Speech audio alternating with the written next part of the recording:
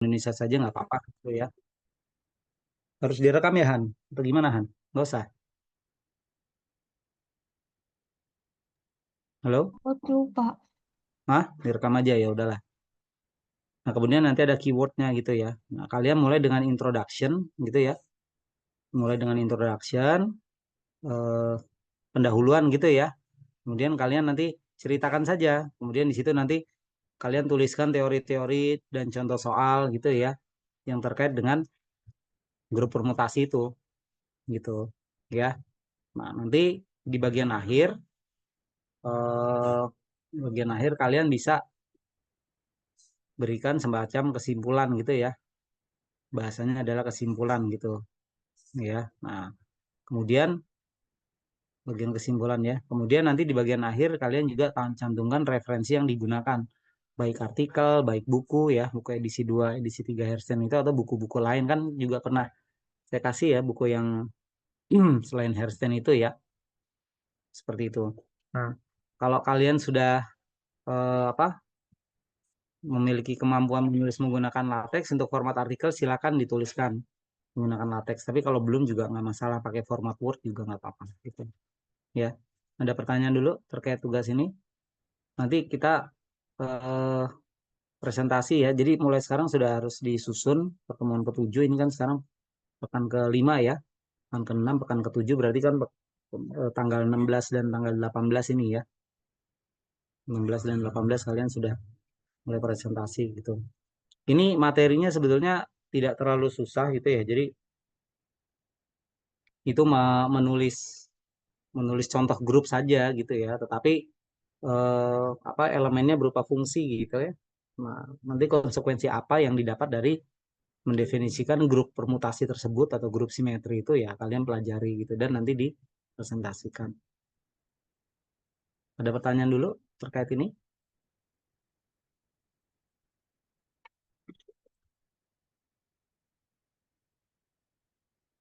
Halo?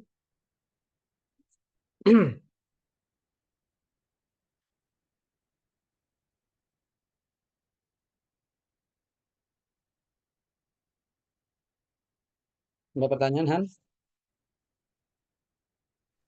Saya mau nanya, Pak. Ya, silakan. Berarti itu harus pakai latex apa gimana ya, Pak? Kalau pakai latex itu bagus, tapi kalau belum sanggup nggak apa-apa pakai format Word nggak apa-apa. Terima kasih, Pak. Ya,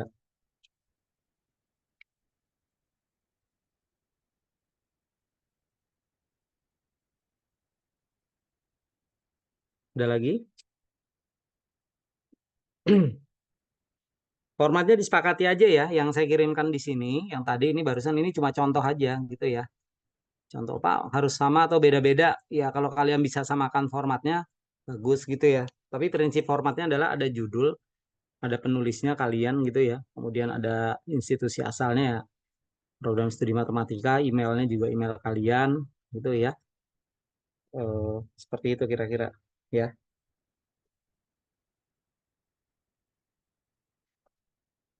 Oke. Dan itu nanti kalian siapkan slide-nya untuk dipresentasikan. Ya.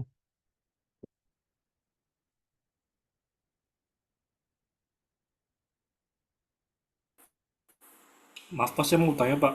Ya, Berarti ini bikin artikel lalu juga bikin semacam PPT gitu ya buat presentasi atau bagaimana iya, Pak? iya. Jadi kalian belajar belajar menulis bahannya adalah grup permutasi atau grup simetri. Kemudian kalian membuat slide ya, kan nanti buat presentasi. Slide-nya itu untuk presentasi. Presentasi seberapa lama ya? Pokoknya menceritakan semua semua tentang grup permutasi itu. Artikelnya nanti taruh aja di Drive gitu ya sebagai bukti tugas Anda gitu. Nah, ini proyek yang pertama ya sebelum UTS gitu. Jadi menulis menghasilkan suatu artikel ya, artikel tentang grup permutasi gitu. Ya.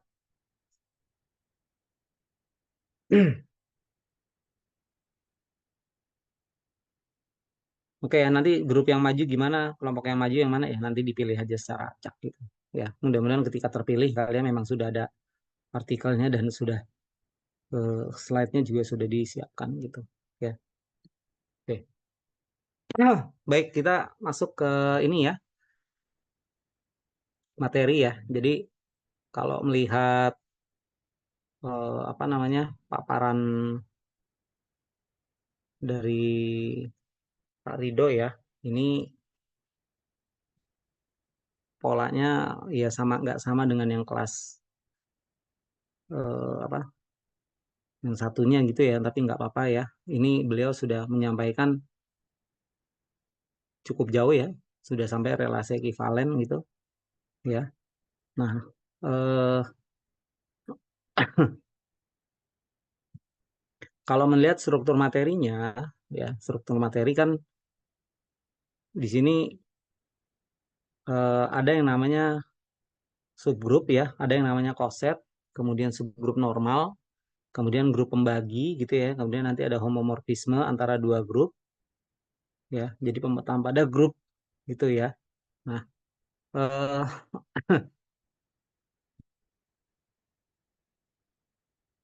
sekarang kita coba lanjutkan materi ya berdasarkan yang sudah diberikan oleh Pak Rido, dan nanti sepertinya kalian harus kompilasi ya antara apa nih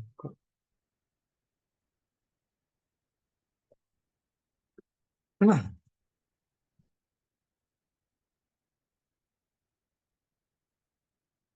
antara yang saya kasih dengan yang beliau kasih, antara yang beliau kasih di kelas A maupun kelas B gitu ya, dikompilasi saja, tetapi patokan materinya itu berdasarkan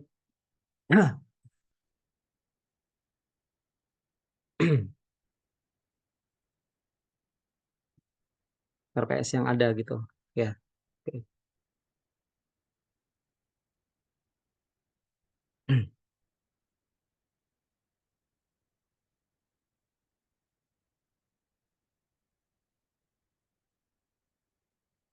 Baik, eh sejauh ini ya Anda sudah mengetahui tentang yang pertama tentang grup ya, kemudian Anda sudah mengetahui tentang subgrup itu ya, kemudian apalagi tentang koset ya, koset ya kadang nulisnya koset gitu ya, atau kohimpunan ya, diterjemahkan dalam bentuk kohimpunan gitu ya. Nah, masing-masing ini dasarnya semua dari grup gitu ya, subgrup ini ya, ini idenya sebetulnya idenya dari subhimpunan gitu ya. Nah, kemudian kalau yang koset kohimpunan itu pendefinisian ya, pendefinisian subhimpunan yang lain gitu ya, dari grup gitu ya, kemudian dikaitkan dengan konsep subgrup dan grup itu sendiri. Kemudian Anda juga sudah dijelaskan tentang relasi ekivalen, dan nanti ini ada eh, kelanjutannya yaitu kelas ekivalen ya. Nah, kemudian kalian juga sudah dijelaskan tentang teorema Lagrange gitu ya. Teorema Lagrange.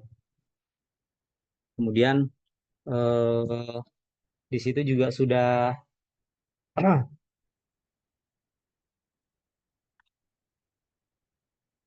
ini teorema Lagrange ini ya, konsekuensinya yang bisa kita ambil adalah jumlah elemen subgrup dia membagi jumlah elemen dari grup ya. Dalam konteks ini adalah grupnya grup hingga ya. Nah.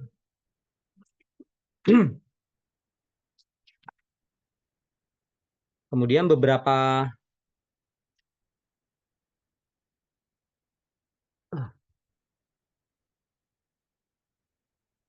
beberapa apa namanya beberapa konsep ya yang terkait dengan teorema Lagrange ini, misalkan di mana? Di halaman berapa nih? Di halaman 46 ya.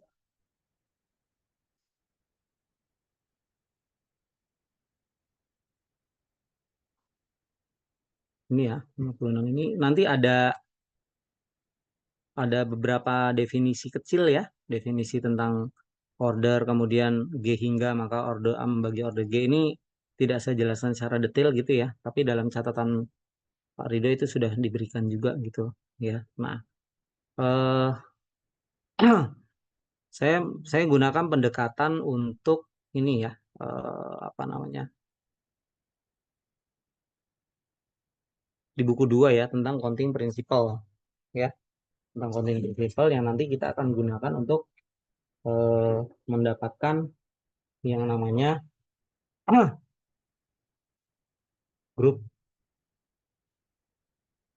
apa namanya, subgrup normal ya. Ya, grup pembagi ya. Kita nanti definisikan yang namanya grup pembagi.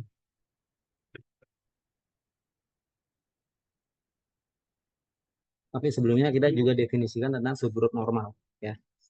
Oke. Nah, kita masuk counting principle. Counting principle.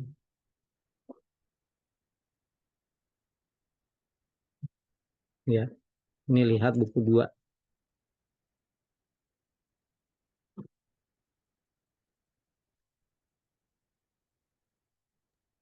Maaf, Ya, ada chat Zoom. chat Zoom. Maaf, sebentar. Oh, belum. Belum sampai lagi Pak Ridho. Oke, oke, oke. Tapi yang di sininya, sebentar Pak Ridho.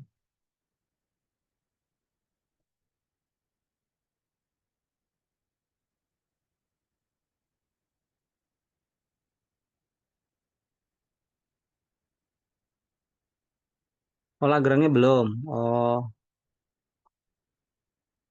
di mana saya baca teorema Lagrange di sini ya? Oh, tulisannya aja ya, belum di. Oh, oke. Ya udah, nggak apa-apa deh. Saya review dulu sedikit. Terima kasih Pak Rindo konfirmasinya. Baik.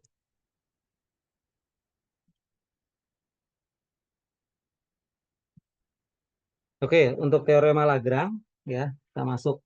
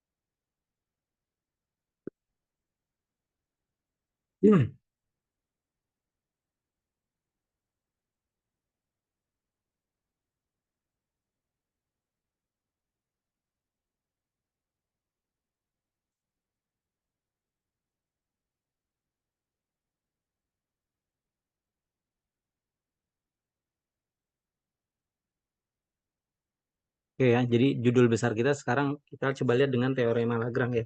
Nah, jadi kan awalnya eh, untuk mendefinisikan apa namanya teorema Lagrange ini ya, kita perlu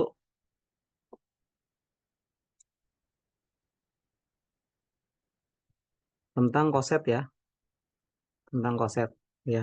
Jadi di sini kita punya definisi, miring ini sih.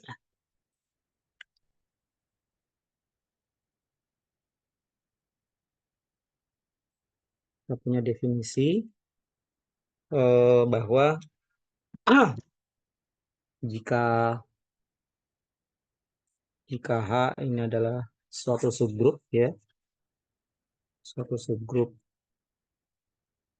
dari G, kemudian kita misalkan di sini elemen A ada di G gitu ya,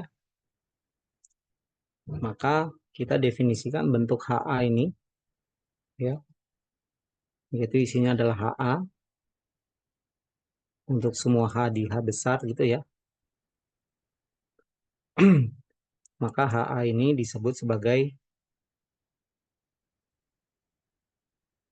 koset kanan gitu ya, disebut sebagai koset kanan ya. Jadi yang dimiliki untuk review koset ini adalah dia harus ada subgroup dulu gitu ya, kemudian ini ada koset kanan. Nah nanti AH ya kita tulis sebagai AH gitu, H di H ini kita sebut sebagai koset kiri gitu ya. Nah kemudian kita juga punya lema yang menyatakan bahwa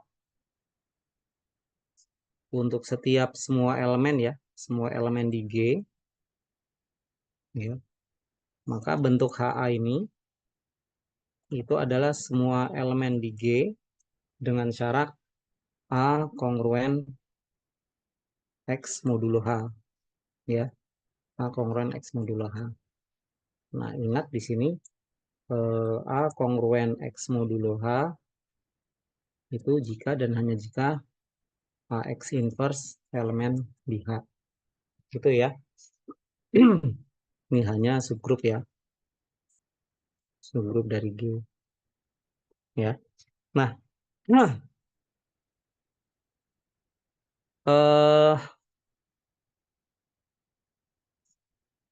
kita ingat juga bahwa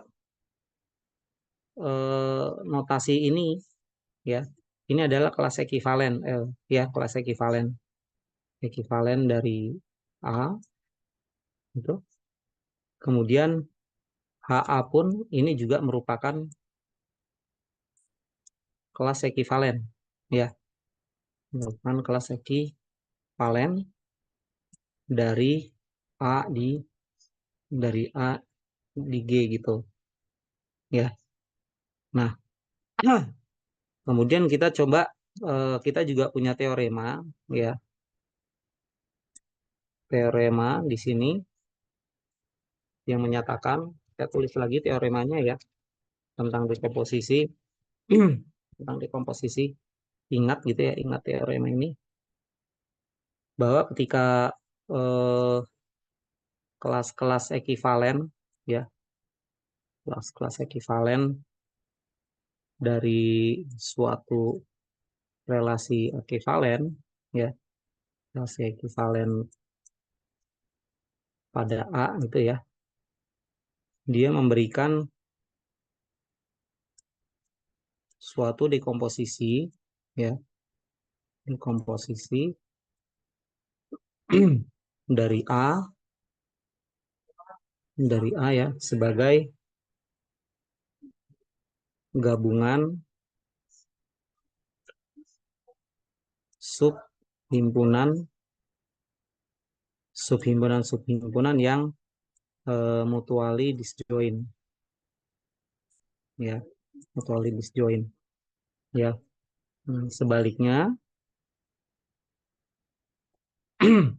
Sebaliknya kalau diberikan dekomposisi ya, dekomposisi dari A sebagai gabungan ya, subhimpunan tak kosong, subhimpunan tak kosong yang mutually disjoint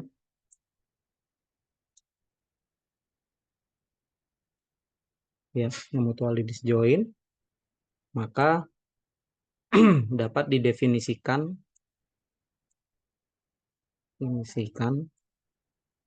suatu relasi ekivalen ya, suatu relasi ekivalen pada A di mana ya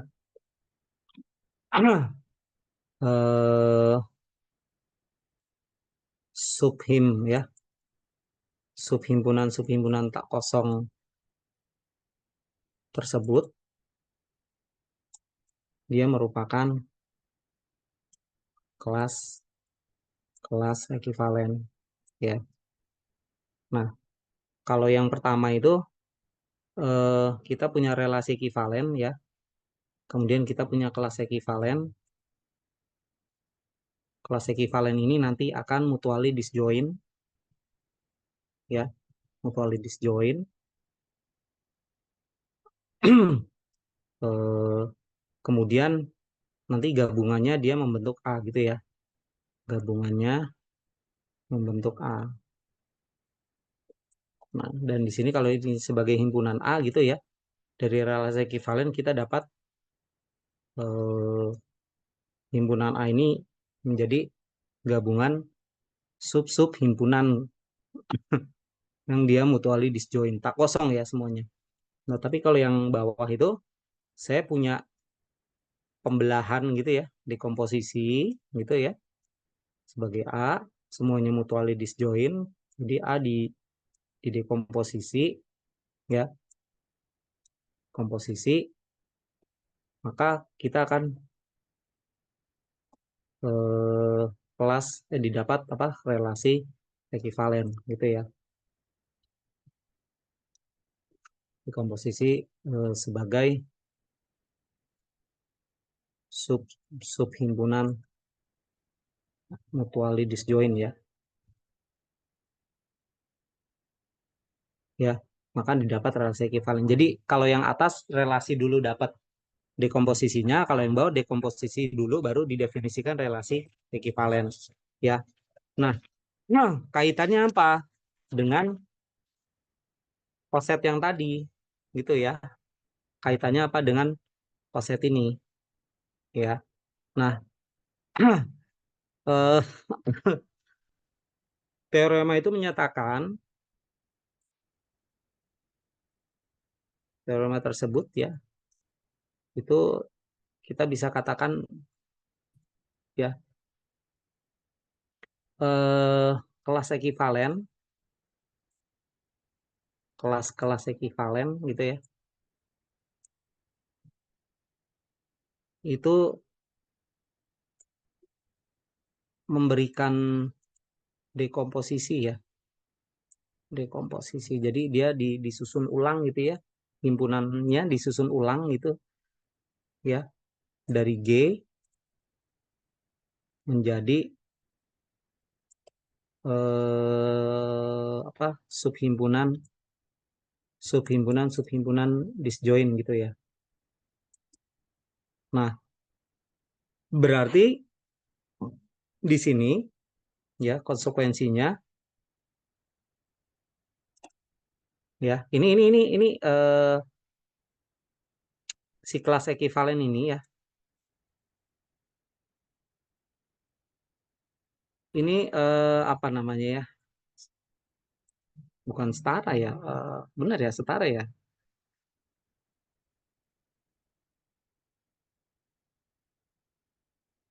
dipandang ya, dapat dipandang sebagai koset juga gitu ya, sebagai koset. Nah, berarti ketika kita apa mengambil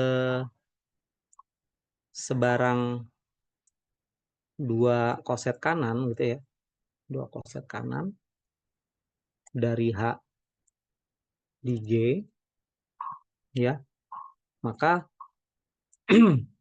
kemungkinannya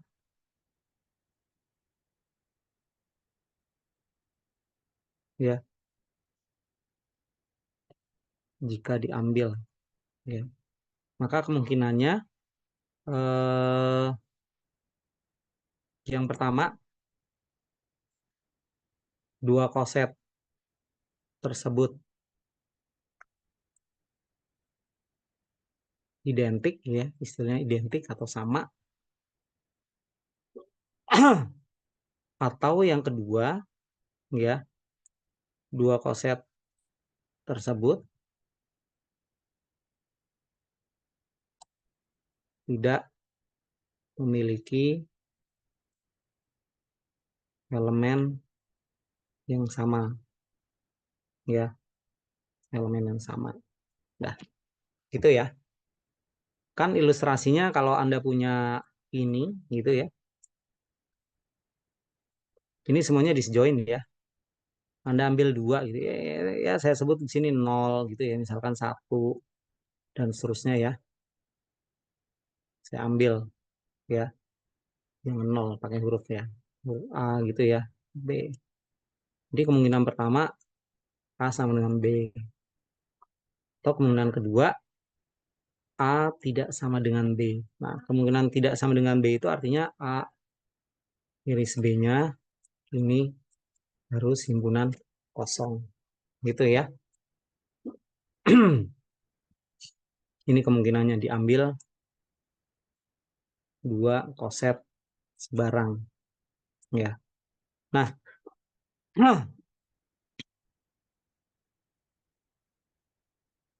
selanjutnya di sini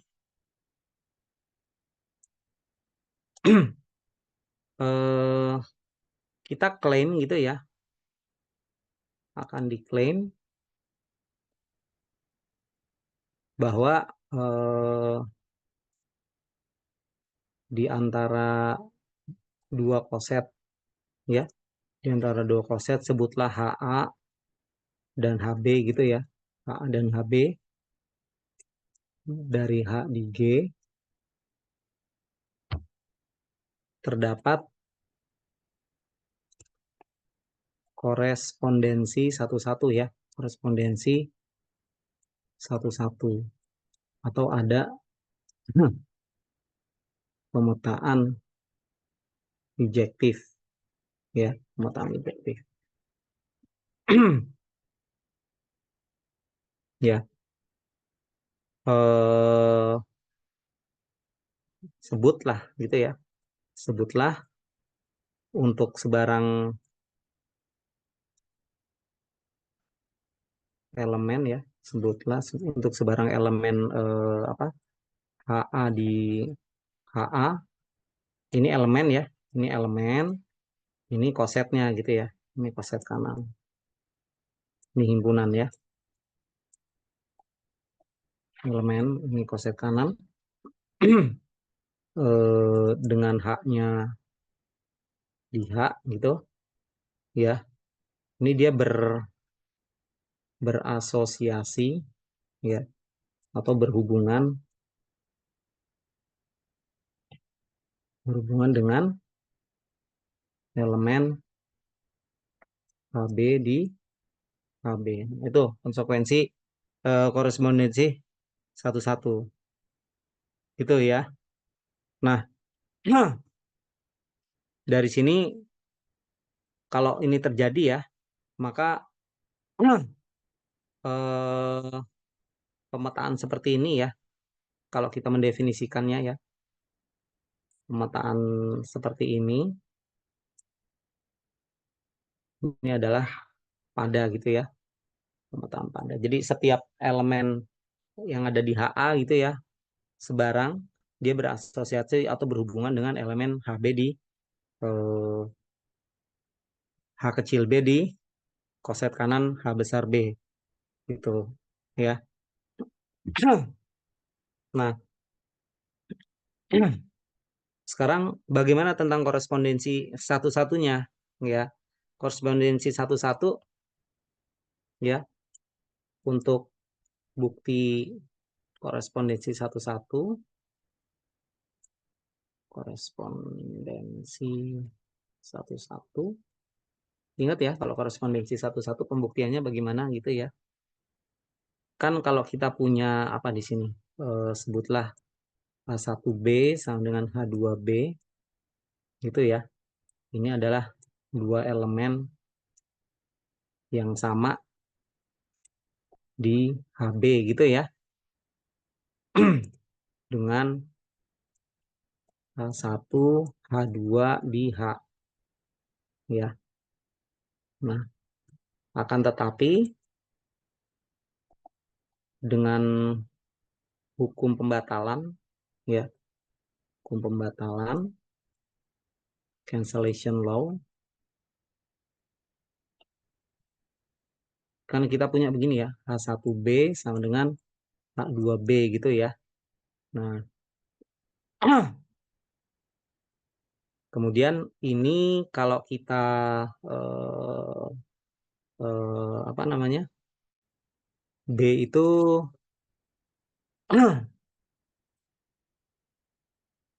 itu kan elemen di G ya, B elemen di G, maka B inverse juga elemen di G. Nah, kalau ini kita operasikan ya dengan B inverse gitu ya, H2B B inverse, ini nanti akan dapat H1B B inverse, H2B B inverse gitu. Nanti akan dapat H1E, H2E, ini nanti akan dapat H1 sama dengan H2. Jadi ketika kita mengambil dua elemen yang sama di HB gitu ya, maka ternyata kita dapatkan bahwa H1 ini sama dengan H2. Nah, ini menunjukkan ya, ini menunjukkan bahwa satu-satu gitu ya. Nah, berarti dari sini kita punya lema ya,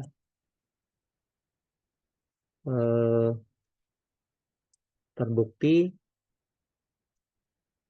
bahwa ya, nah ini kita tulis sebagai lema, terdapat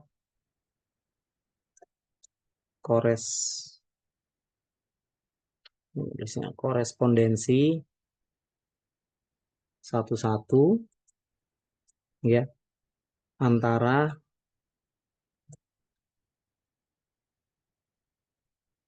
sebarang dua koset ya, dua koset kanan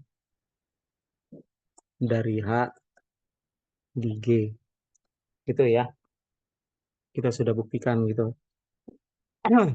Nah, ini konteksnya untuk G sebarang gitu ya. G sebarang maksudnya apa? Dia bisa finite atau infinite gitu ya.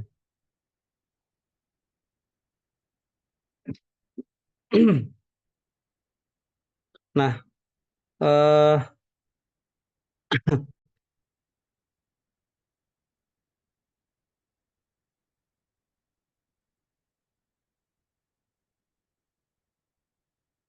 kalau kalau G-nya adalah huruf hingga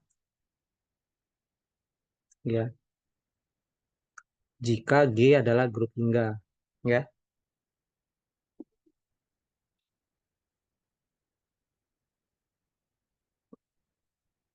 maka dari lema gitu ya, dari lema tersebut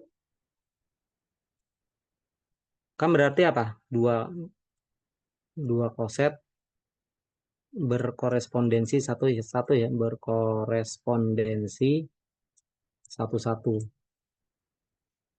itu ya, maka banyak elemen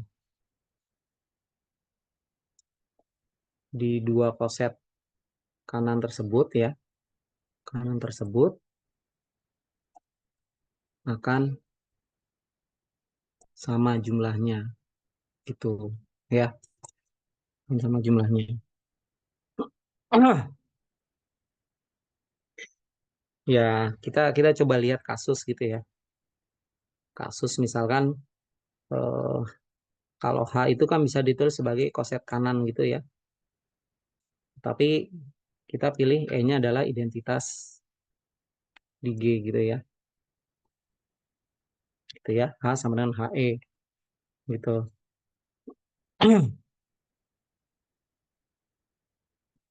Nah, G-nya hingga,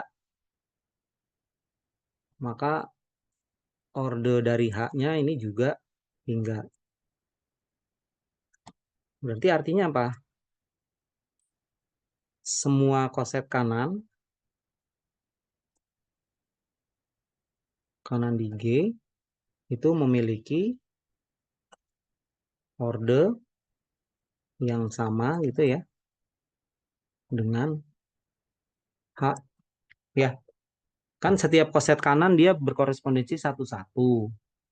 H sendiri itu bisa ditulis sebagai koset kanan HE ya. Maka jumlah elemen koset kanan ya akan sama dengan jumlah elemen dari H itu sendiri gitu ya. Berarti kita tulis order dari H gini ya. Nah, namanya order dari H seperti itu ya. Nah, Anda bayangkan tadi kan kita punya fakta gitu ya.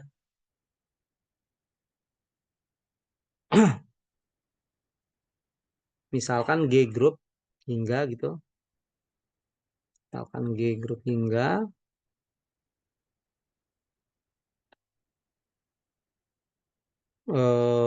kemudian K ya.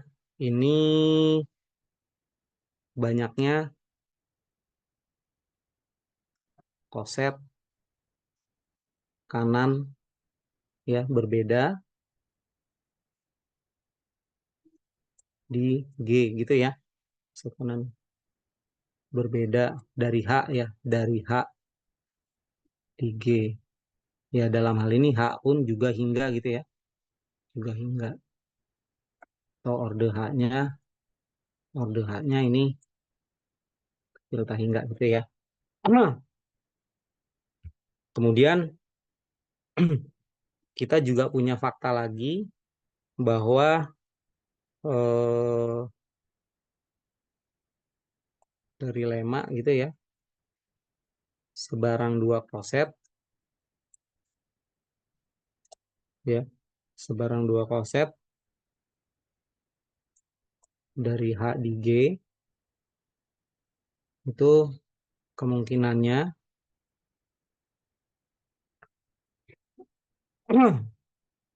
bukan kemungkinannya tidak memiliki ya, tidak memiliki elemen yang sama gitu ya. Kemudian masing-masing koset tersebut ini ya berorde ini ya, berorde OH gitu ya. Nah, berarti kan di sini kita punya fakta apa lagi gitu ya.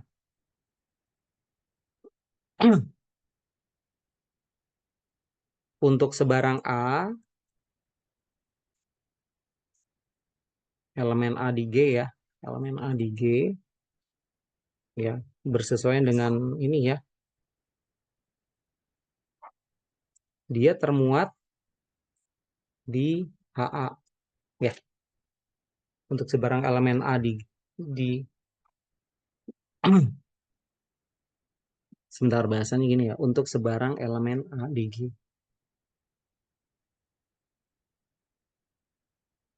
A termuat di HA gitu ya. A termuat di HA.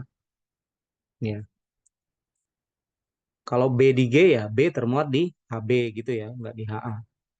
Ya. Nah, berarti artinya si apa koset-koset ini dia memenuhi ya, memenuhi G gitu ya. Jadi dia menghimpun G gitu ya, menghimpun G. Nah, kemudian tadi apa? K itu jumlah koset berbeda ya, berbeda di G ya. Nah, dari H di G, dari H di G.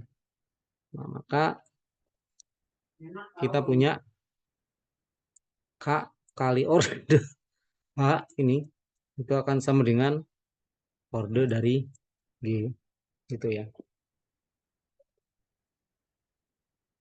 K order H itu sama dengan order dari G.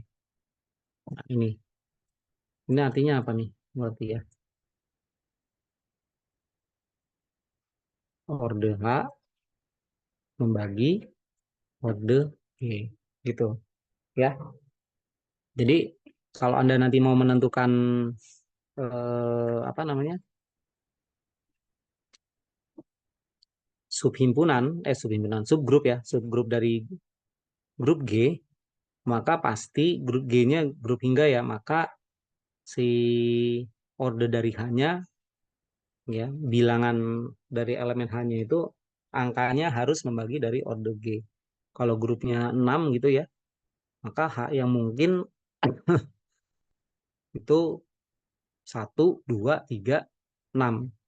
Bilangan-bilangan faktor dari 6 gitu ya.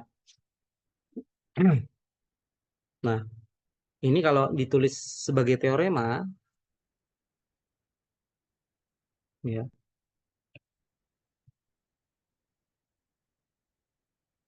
Ini kita tulis sebagai teorema Lagrange. Apa bunyinya? Ya, teorema Lagrange menyatakan bahwa jika G grup hingga dan H suatu subgrup gitu ya, subgrup G, maka di sini orde dari H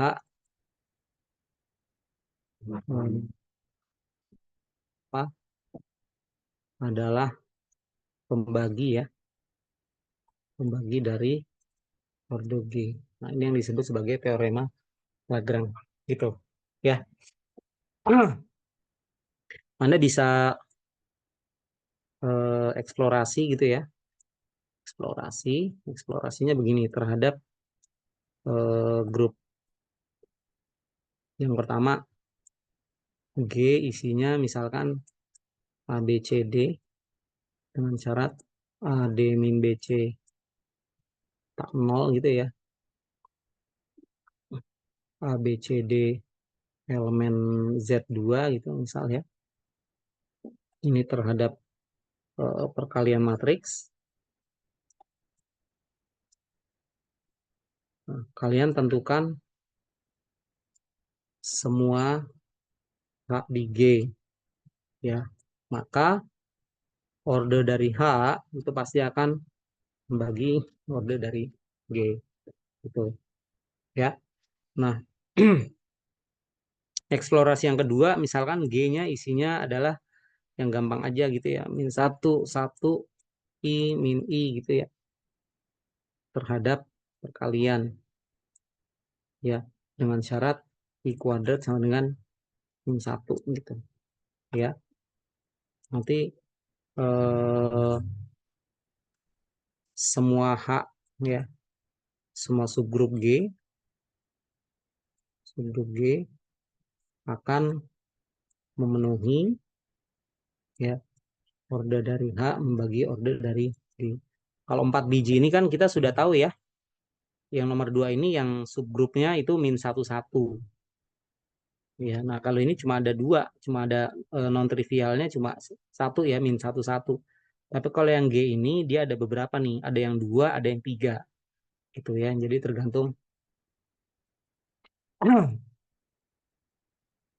coba sendiri ya gitu untuk teori ini. Ya. Eh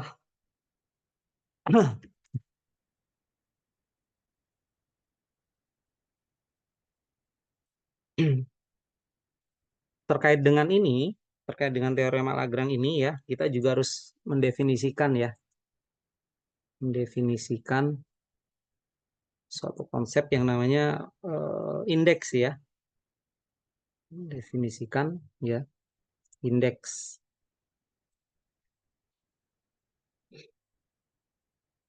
Indeks subgrup ya, indeks subgrup. Maksudnya gimana?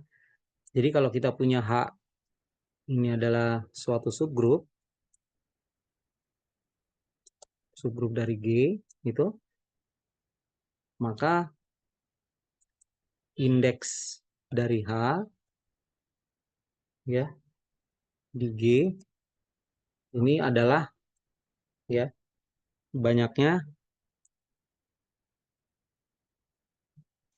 eh, koset kanan berbeda ya dari H di G ya. Nah, nanti notasinya ini kadang-kadang menggunakan lambang I, G, H gitu ya. Dan kalau dalam eh, kasus G finite gitu ya, maka indeks GH ini adalah orde G dibagi dengan orde H gitu.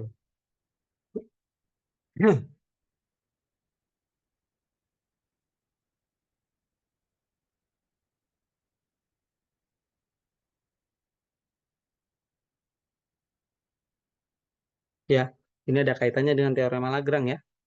Teorema Lagrange ini kan kita punya KOH K kali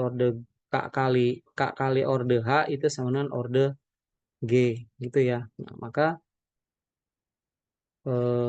K ini sama dengan orde G dibagi orde H.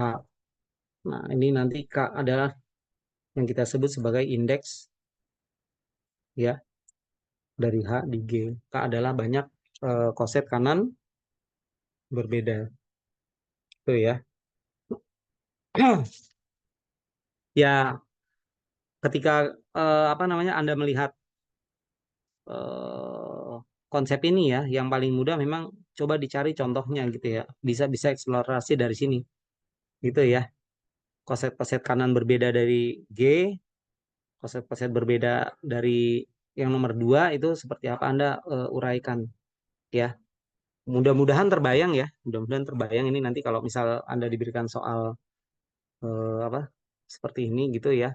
Anda bisa definisikan koset kanannya seperti apa gitu ya.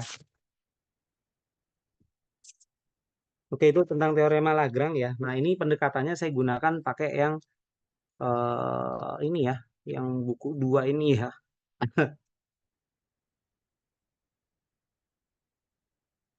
Jadi nanti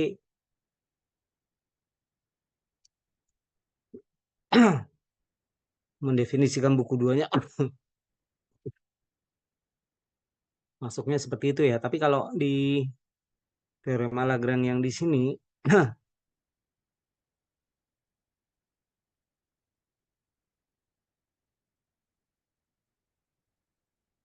mana ya?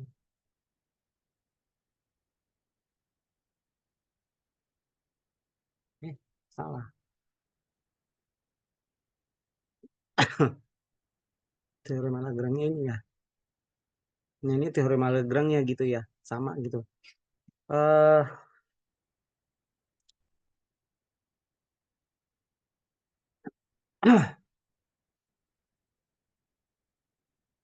ini yang di buku 3 dia masuk eh, ke dalam teorema Lagrange ini ya. Let us look back at example 3 gitu ya. Example 3 kan berarti mana di sini? Nah, ini example 3 tuh ya. Example 3. Jadi dia menggunakan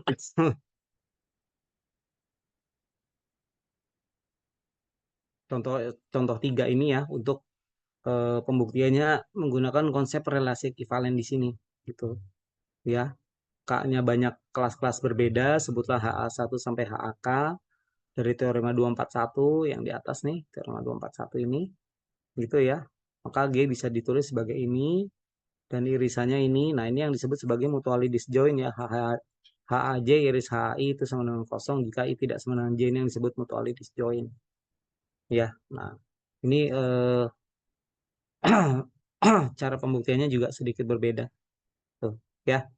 Oke, saya lanjut lagi ke yang tadi nih, yang apa? Counting principle ya.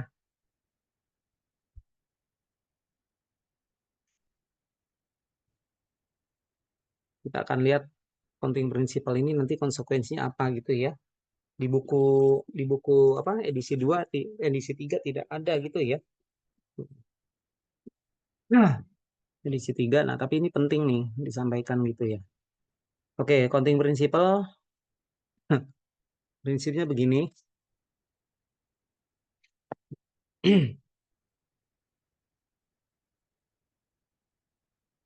Kalau kita punya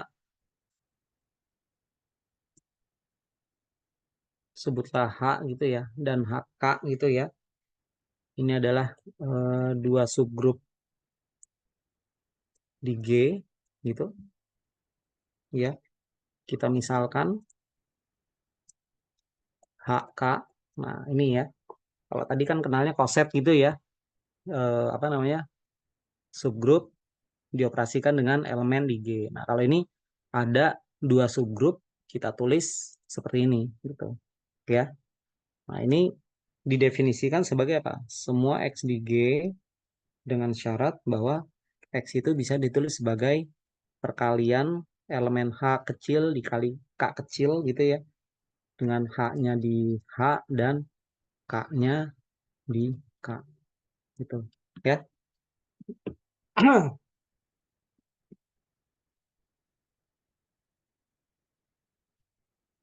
Nah, ini bisa kita eksplorasi ya.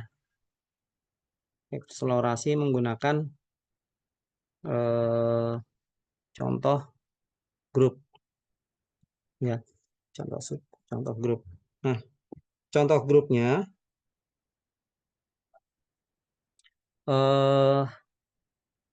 gunakan AS ya. Gunakan AS terhadap komposisi fungsi. Jadi pilih S-nya ini sama dengan ya sebutlah 1, 2, 3 gitu ya. Nanti didapat AS-nya ini adalah fungsi-fungsi ya, identitas gitu ya. F, G, kemudian FG, GF dan F kuadrat gitu ya. Nanti cek terkait dengan HK ini ya. Nah, yang menarik adalah dari definisi HK ini kita bisa dapatkan bahwa HK dia merupakan subgrup dari G. Apa syaratnya? Jika dan hanya jika HK sama dengan KH ya. HK sama dengan KH. Ini ya. Jadi dua subgrup kalau didefinisikan menjadi himpunan baru ya seperti ini, justru dia akan menjadi subgrup ketika ya posisinya seperti ini, HK sama dengan KH. HK itu apa HK? Ya ini ya, H kecil, K kecil gitu ya. Mensyarat bla bla bla. Tapi kalau KH berarti apa? K kecil, K kecil, H kecil gitu ya. Syaratnya seperti itu. Nah, kalau ini terjadi HK sama dengan KH, maka dia HK-nya dia merupakan subgrup ya. Kalau HK-nya subgrup ya KH-nya pun juga dia akan subgrup gitu ya.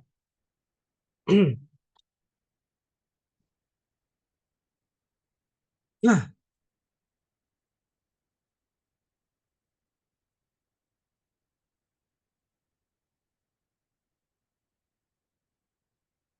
oke, ini buktinya, bukti ini dipelajari sendiri ya, pelajari sendiri, lihat Herstein edisi 2 ya, halaman 44 sampai 45 ya. Nah, apa yang kita dapat lagi dari lema tersebut? Kita dapatkan suatu akibat bahwa kalau dua subgrup ini ya merupakan subgrup dari grup abelian G itu ya. Maka HK ini subgrup ya, subgrup dari G. Apa bedanya dengan yang pertama? Kalau yang pertama dilema dia agak berat ya, G-nya sebarang, tidak diketahui kekomutatifan dari G-nya, dia akan menjadi subgrup si HK itu kalau HK sama dengan KH. Tetapi kalau G-nya sudah abelian, itu kan otomatis HK sama dengan KH gitu ya. Otomatis, maka dia akan menjadi subgrup. Jadi kalau lema ini G-nya diketahui apa? Diketahui abelian lebih mudah gitu ya. Tapi kalau nggak abelian, ya Anda harus buktikan ini gitu ya. Konsepnya adalah dalam pembuktiannya HK sub dari KH dan ya HK memuat KH gitu ya. HK subhimpunan dari KH dan HK superset ya, superhimpunan dari KH gitu. Jadi saling subhimpunan gitu ya. Nah, kemudian ada lagi teorema gitu ya. Teorema yang menyatakan bahwa kalau H dan K ini subgrup hingga ya, subgrup hingga dari G sebutlah dengan ordernya order H dan order K gitu ya. Maka order dari HK itu sama dengan order H dikali order K dibagi dengan order H iris K gitu ya. Ini merupakan teorema juga ya. Nah, ini counting prinsipalnya ya. Nah, kemudian kita masuk ke ini ya, subgrup normal ya. Kita masuk ke subgrup normal dan grup pembagi ya. Bahasa Inggrisnya normal subgrup ya. Kadang-kadang menerjemahkannya pas nggak pas gitu ya. Normal subgrup. Nah ini bahasa ininya quotient ya, quotient group, menyebutnya grup pembagi. Apa maksud dari grup pembagi itu ya? Maksudnya dari grup pembagi. Nah, kita mulai dengan definisi ya. Sebetulnya dalam pengantar ya, dalam mengantar kita punya contoh grup ya AS gitu ya, di mana koset kiri gitu ya, koset kiri tidak selalu sama dengan koset kanan ya, tidak selalu sama.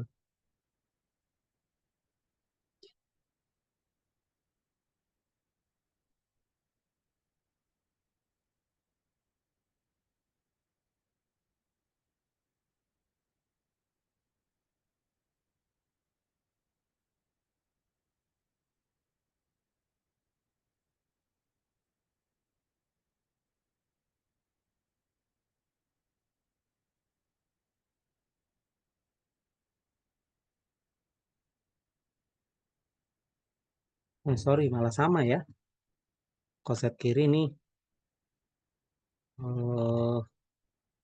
sama ya, nih sama dengan koset kanan. Contoh grup AS, untuk S-nya isinya 1, 2, 3 gitu ya.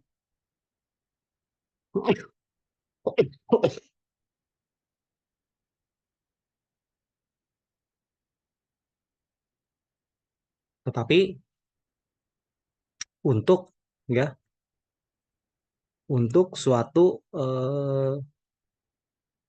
subgrup tertentu nih ya, suatu subgrup tertentu. Nah, tertentunya ini seperti apa jadi pertanyaan? Apakah selalu ada gitu ya? Nah, ini jadi pertanyaan. Apakah selalu ada suatu subgrup yang berlaku koset kiri sama dengan koset kanan gitu ya? Nah, ternyata ada ya, ternyata ada, eh, tetapi tidak selalu gitu ya. Nah, kalau apa namanya subgrup ya yang memiliki karakteristik ya, karakteristik bahwa ya koset kiri sama gitu ya, sama dengan koset kanan, ini dinamakan apa gitu ya. Nah, ini yang dalam struktur aljabar ini kita definisikan sesuatu yang baru gitu ya. Jadi definisinya kita berikan suatu definisi. Definisinya bahwa apa? Ini nanti menulisnya agak berbeda ya antara buku 2 dan buku 3 cara menulisnya, tapi maknanya sebetulnya sama bahwa eh, suatu subgrup ya hurufnya pakai N, tidak pakai H lagi ya. Dari G, nah ini dikatakan subgrup normal ya, subgrup normal. Oke, dari G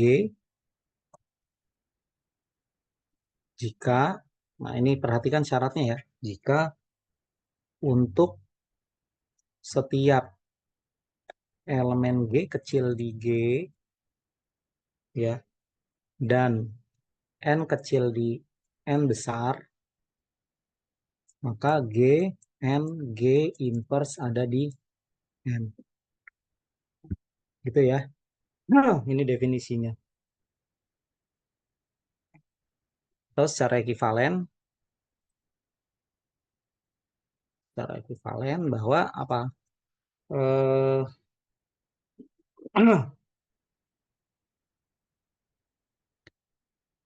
G N besar G inverse. Nah, ini pakai N besar G inverse ya. Adalah semua bentuk apa di sini? G kecil N G inverse gitu ya. Dengan syarat N di N besar ya. Jadi ini himpunan nih ya. Ini himpunan. Nah, kalau ini adalah elemen. Ini juga elemen. Ya. Maka N disebut normal ya, subgrup normal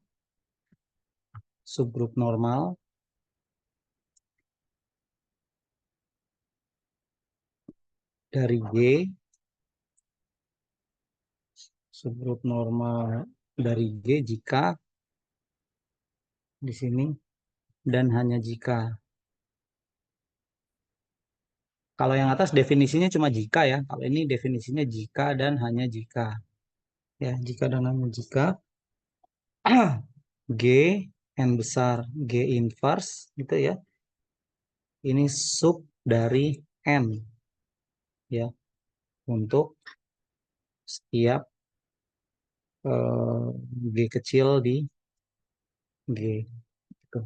Nah, ini definisinya. Bingung nggak bingung, tapi mudah-mudahan nggak bingung ya. Jadi ya definisinya begini aja, subgrup normal gitu ya. Kita mengoperasikan 3 elemen. Yang pertama elemen G kecil sebagai lambang elemen di grup G. Kemudian G inverse ya. Kok ada G inverse ya? Kan G-nya grup, jadi punya elemen inverse ya. Kemudian satu lagi elemen n kecil gitu ya. Jadi nanti ketika Anda menyebut subgrup, kalau pakai notasinya H, biasanya subgrupnya subgrup biasa gitu ya. Tapi kalau sudah pakai N, itu cenderungnya penggunaan untuk subgrup normal gitu. Ya, kalau H-nya normal, kita ganti saja menjadi N gitu. Ya. Nah, eh, di sini juga ada lemma ya. Lemma yang menyatakan bahwa N ini subgrup normal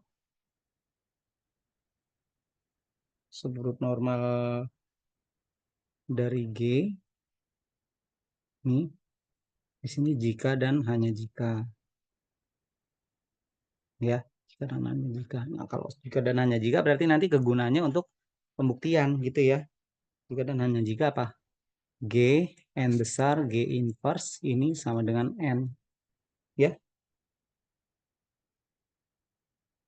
Untuk setiap G kecil di G besar gitu ya. Nah, Anda lihat nih ada bentuk menarik nih di sini nih tuh ya. Ini kesamaan dua himpunan ya. Kesamaan dua himpunan. Nah, kalau kesamaan dua himpunan artinya apa? Ini bermakna G N G inverse sub dari N gitu ya. Yang kedua adalah N sub dari G N G inverse ya. Nah, ini isinya adalah G N kecil G inverse dengan syarat N-nya di N itu ya. Ini juga sama ya. Ini isinya adalah G N kecil G inverse N kecil di N gitu ya.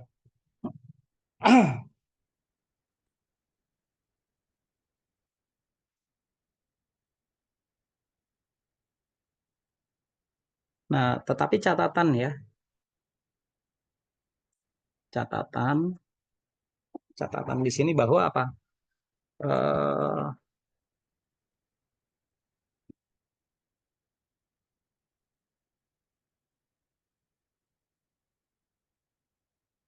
lemma tidak berarti menyatakan gitu ya, tidak berarti menyatakan untuk setiap ya, untuk setiap apa di sini n kecil di n besar gitu ya, dan setiap g kecil di g besar itu ya berlaku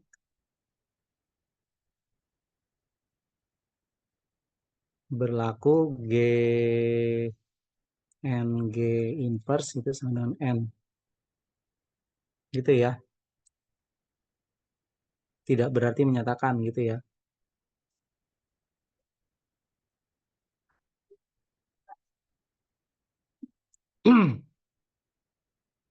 Jadi Anda bisa cek ya pada AS ya, ada subgrup yang menjelaskan ini gitu ya.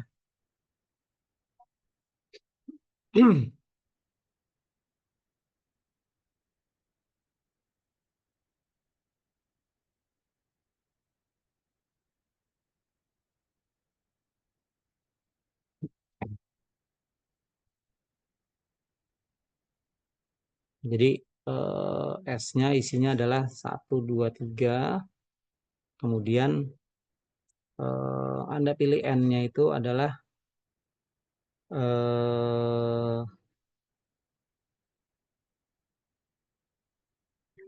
pemetaannya ya. Pemetaannya saya sebut C gitu ya. C di sini 1 ke 2, 1 ke 2, 2 ke 3, 3 ke 1. Kemudian C kuadrat ya. C kuadrat isinya ini eh, 1/3 itu ya, 2/1 dan 3/2. Ini nanti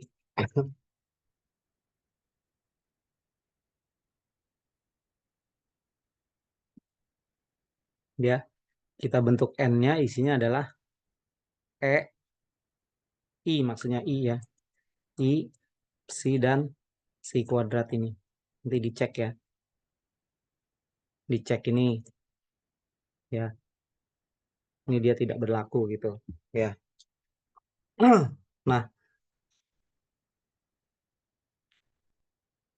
ya untuk hari ini, penjelasan hari ini saya memberikan secara konsepnya ya, tapi untuk detail contohnya memang harus eh,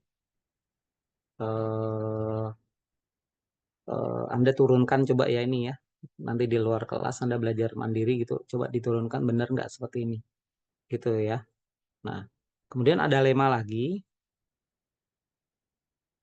yang menyatakan eh, subgrup n dari G. Nah, ini lambangnya sudah pakai n ya. Subgrup n dari G adalah subgrup normal gitu ya, dari G. Nah, kalau ini syaratnya lagi nih, jika dan hanya jika gitu ya, jika dan hanya jika setiap koset kiri ya dari n di G juga merupakan koset kanan ya dari n di G. Nah, ini ya. Ternyata ketika kita mendefinisikan koset ya, koset itu kan didapat dari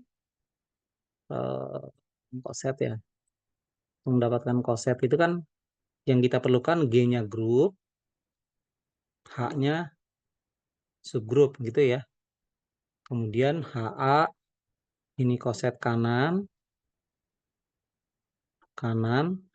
ini AH, ini koset kiri. Gitu ya. Nah, secara umum ya, belum tentu ya HA sama dengan AH. Tetapi jika HA sama dengan AH ya, maka H-nya subgrup normal. Gitu ya. Jadi pengaruh konsep normal itu mempengaruhi terhadap koset ya, koset kiri, koset kanannya itu ternyata sama gitu. Kalau subgrupnya adalah subgrup normal gitu ya. Ini konsekuensi apa kenormalan ya, kenormalan dari suatu subgrup ya, dari suatu subgrup di G. Apa koset kiri sama dengan koset kanan gitu ya. Koset kiri sama dengan koset kanan ya. Nah, itu. Ini hal yang istimewa ya. Jadi ada dua konsep yang seolah-olah dia terpisah tapi ternyata saling mempengaruhi gitu ya. Ada koset ya, ada subgrup. Kemudian ada apa namanya? Koset kiri kanan gitu ya. Koset kiri kanan ternyata dengan konsep subgrup normal ya menjadikan koset kiri sama dengan koset kanan gitu ya. Nah, lemma gini.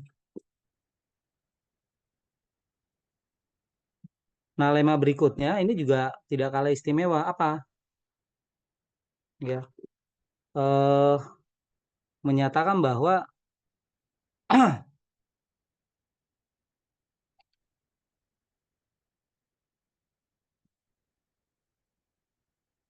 dari konsep ini ya, subgrup normal ya. Suatu subgrup normal, kita pakai lambang N ya. Enggak, bukan gini caranya. Suatu subgrup N di G ya adalah subgrup normal. Jadi awalnya subgrup dulu ya. Adalah subgrup normal. Subgrup normal di G ya. Nah, syaratnya apa? Jika dan hanya jika ya. Jika dan hanya jika apa? Hasil kali dua koset kanan ya, dua koset kanan dari N di G itu juga merupakan koset kanan dari N di G. Maksudnya gimana sih? Kalau saya punya koset kanan, saya punya koset kanan. Ini hasilnya juga koset kanan gitu ya. Ini kan koset kanan. Ini koset kanan ya. Ini juga koset kanan ya.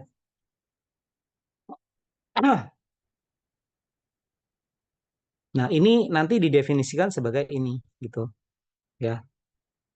Ini. Nah, tapi jadi pertanyaan ini hasilnya gimana bisa seperti ini gitu ya. Ini jadi pertanyaan gitu. Ya, tapi kalau si apa namanya ini terjadi, ya kita bisa tulis begini ya. NA kali NB ini sama dengan N dari AB. Ya. Tapi pertanyaannya ini bentuknya seperti apa? Ini bentuknya seperti apa? Gitu. Ya. Nah, ini yang disebut sebagai perkalian ya, dua koset kanan. Gitu. Ya. Nah, nanti ini akan menjadi cikal bakal grup pembagi ya. Nah, cikal bakal grup pembagi itu begini. Jadi grup pembagi itu untuk mendefinisikannya yang pertama kita punya yang namanya grup, sebutlah G ya. Yang kedua kita harus punya subgrup ya, sebutlah H. Tapi dia harus N ya, dia harus subgrup normal. Kalau nggak subgrup normal dia nggak bisa nih jadi grup pembagi. Yang ketiga kita definisikan koset kanan gitu ya. Nah, nanti grup pembagi itu notasinya gini. Nah, ini ya. Apa itu G bagi N? Apa itu G bagi N? Nah, G bagi N itu ini yang disebut grup pembagi ya. Itu yaitu ini waktunya tidak cukup, nanti dijelaskan pertemuan berikutnya, yaitu koleksi atau kumpulan ya. Kumpulan semua koset kanan dari N di G ya. Nah, ini yang disebut sebagai grup pembagi. Ya, notasinya gini. Nah,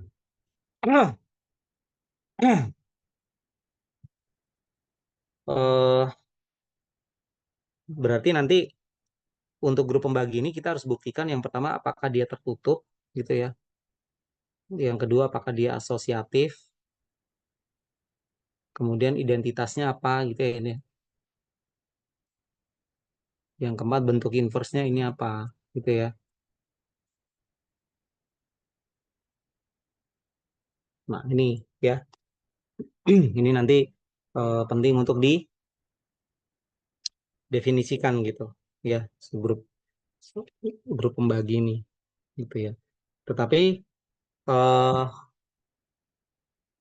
apa namanya, kita mengoperasikannya, operasi pada grup pembagi itu ya, itu tak lain adalah koset-koset kanan gitu ya. Jadi N A N B ini sama dengan N dari AB. Ini harus dicek apakah dia well defined gitu ya. Tapi ini nanti well defined ya. Ini terpenuhi ya gitu. Nah,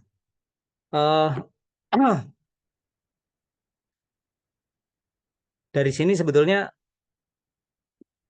kita bisa menyimpulkan ya bahwa untuk membentuk grup baru ya, maaf, dari suatu grup kita bisa menemukan grup lain gitu ya, membentuk grup lain ya, sebutlah ini grup pembagi gitu ya. Tetapi kita harus memanfaatkan subgrup ya, subgrup dari G-nya, tetapi harus ditambahkan sifat bahwa dia harus normal dulu gitu ya. Kemudian kita juga perlu konsep lain yaitu konsep kanan ya.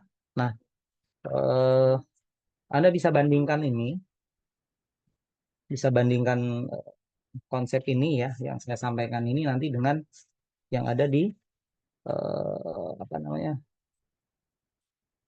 buku 3 gitu ya. Di buku 3 ini untuk masuk ke grup bagi ya, dia masuknya agak-agak berbeda gitu ya. Dia masuknya agak berbeda, penjelasannya pun juga dia agak berbeda ya. Nanti kalau nggak sempat untuk dijelaskan ya paling nggak kita bisa mengeksplorasi nanti bagaimana mengkonstruksi grup pembaginya gitu ya. Nah, sebagai sebagai apa namanya, ya tugas eksplorasi gitu ya, tugas eksplorasi lah istilahnya. Anda boleh boleh coba gitu ya, bisa nggak Anda temukan contoh contoh ya, kalau saya punya G isinya yang tadi nih A B C D dengan syarat A D min B C tak 0 gitu ya, kemudian A B C D elemen dari apa Z2 lah sebutlah ya, apakah dapat dibentuk suatu G bagi N ya. Nah, jadi langkahnya tentukan N dulu gitu ya. Ini subgrup normalnya dulu gitu ya. Atau yang kedua Anda gunakan G-nya misalkan ini 1-1 I dan min I gitu ya. Anda cek nih apakah N sama dengan 1-1 ini normal gitu ya. Kalau iya, lanjutkan untuk mendapatkan ya G dibagi N gitu ya, pakai contoh ini gitu ya. Silakan dicoba ini nanti untuk coret-coret ya. Oke, mungkin untuk hari ini pertemuannya itu dulu ya. Eh, Masih banyak sekali yang belum dibahas ya tentang apa pemetaan pada grup gitu ya, satu demi satu. Kalau nanti tidak tidak sangat detail ya dibahas di dalam perkuliahan ya, tugas Anda untuk mengeksplor ya satu demi satu konsep yang ada di sini yang dijelaskan oleh saya ataupun Pak Rido gitu ya, untuk bisa Anda turunkan dalam bentuk apa latihan-latihan soal ini gitu ya. Jadi mana ini? Jadi nanti contoh-contoh soal yang saya berikan itu ya, itu Anda coba coba ini ya, coba definisikan ya. Anda coba cari gitu. Kemudian kalau apa dari penelusuran Anda ya ketika menentukan subgrup normal itu ya, kalau nanti dapat, nah itu Anda akan lebih terbayang gitu. Karena biasanya di konsep aljabar abstrak ini lebih mudah dipahami kalau ada contohnya. Tetapi eh, matematika kita itu kan justru menariknya itu di sisi abstraknya gitu ya. Ini Pak Ridho mungkin nanti bisa bercerita ya kalau Anda mau ngobrol-ngobrol dengan beliau, bagaimana beliau bekerja dengan sisi abstrak dari suatu matematika gitu ya. Kita tidak lagi menggunakan contoh, kita hanya bermain sifat gitu ya. Dari satu sifat mendapatkan sifat yang lain gitu. Nah, itu justru ya esensi matematikanya di situ gitu ya. Kalau masih menggunakan contoh kan ya seolah-olah konkret ya walaupun tidak konkret juga gitu ya. Tapi kalau sudah bermain sifat misalkan kalau kita punya sifat komutatif konsekuensinya apa gitu atau kalau kita punya sifat hanya himpunan tak kosong dan tertutup kemudian asosiatif gitu ya. Kita punya hal apa lagi yang bisa didapatkan gitu. Nah, dari sisi aljabarnya itu sangat menarik gitu. Ya orang matematik bermainnya sebetulnya lebih banyak di situ. Tapi kadang-kadang untuk membahasakan konsepnya ya kita perlu contoh yang merepresentasikan. Seperti tadi kan saya kasih contohnya grup grup hingga gitu ya, grup matriks modulo 2 gitu ya atau yang tadi min 1 1. Nah, itu contoh-contoh yang bisa merepresentasikan tapi untuk Anda bisa apa namanya terbangun sense-nya ya, intuisinya itu Anda benar-benar harus coba satu demi satu langkah demi langkah. Nah, kalau ini tidak Anda biasakan mulai dari sekarang ya, kan konsep-konsepnya sudah dijelaskan tuh ya, mulai dari pertemuan awal baik oleh saya atau Pak Rido gitu ya, selang-seling. Itu Anda tidak mencoba secara mandiri soal-soal aljabar abstrak, baik yang di buku atau soal-soal lain, ya, itu nanti kalau Anda ujian akan terasa gitu ya, kaku gitu loh, khususnya dalam dalam memahami makna soal ini maksudnya diapakan gitu ya. Pengalaman saya ketika mengajar aljabar abstrak, mahasiswa kebanyakan bingung ini Pak soalnya mau diapain gitu. Saya tahu teorinya, tapi terus mau diapain? Nah itu, ya untuk mengatasi itu memang Anda harus mau nggak mau latihan ya, bertemu dengan banyak soal, berbagai tipe soal. Ya penjelasan dari dosen ketika Anda eh, dengarkan gitu pada saat ini atau di kelas gitu, oke saya ngerti, oke. Tapi ketika dimainkan dalam bentuk suatu soal gitu, nah gimana cara menyelesaikannya gitu ya. Mungkin Pak Rido nanti ya kita berikan satu dua soal pengalaman ya, soal-soal yang sifatnya sedikit olimpiade gitu, supaya mereka bisa melihat bahwa kemampuan kita dalam memahami konsep di aljabar abstrak itu kadang-kadang belum bisa untuk menyelesaikan suatu soal yang kita tidak terbiasa gitu loh, diputar sedikit aja gitu. Ya, nah itu bisa ditemukan di soal-soal Olimpiade ONIPA lah, paling gampang gitu ya, tingkat mahasiswa. Gitu ya. Baik, mungkin itu dulu ya untuk hari ini. Untuk tanya jawabnya nanti aja di pertemuan berikutnya, insya Allah hari